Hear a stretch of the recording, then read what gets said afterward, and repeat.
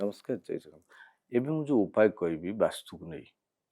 जदि आपण देखुछन्ती आपण पिला दुष्ट होउची सबବେଳେ गंडगोल କରୁଛି କି स्वामी स्त्री ମଧ୍ୟରେ ସବୁବେଳେ ଗंडगोल होउची कि आपणकर माँ ସବୁବେଳେ बिना कारण गंडगोल କରୁଛନ୍ତି ଅଯଥା ତେବେ ଆପଣଙ୍କର ଦକ୍ଷିଣ ଭାଗରେ ପାଇଖାନା ନାହିଁ ତ ଦକ୍ଷିଣ ଭାଗରେ କୌଣସି ଦୋଷ ତ୍ରୁଟି ନାହିଁ ତ ଦକ୍ଷିଣରେ ଭୁଲ ସ୍ଥାନରେ ଆପଣଙ୍କର ଦ୍ୱାର ନାହିଁ ତ ଯଦି ଥିବ ଏସବୁ ସ୍ଥିତି ଦେଖାଦେବ ଯଦି ଦେଖା ଦଉଛି दक्षिण द्वार रही कि दक्षिण पाइखाना अच्छी कि दक्षिण अलिया आवर्जन रखी सफा कर दिंतु घी दीपरे कर्पूर पकईकरी शुक्ल पक्ष मंगलवार जलांतु प्रति मंगलवार उत्तर मुख करके दीप को जलेबे ओरिजिनल घी दीपरे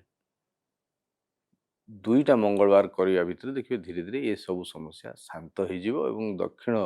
दिगर दोष समाप्त हो आप पारती वैज्ञानिक पद्धति समाधान करें किंतु शीघ्र समाधान पाइबा इमिडिएट जदि समस्या मुक्ति पाइबा आपण घी दीपरे कर्पूर पकईकरी उत्तर मुख करके दक्षिण दिगरे जलांतु देखिए ये सब जिते समस्या होची ता दूरीभूत हो जय जगन्नाथ।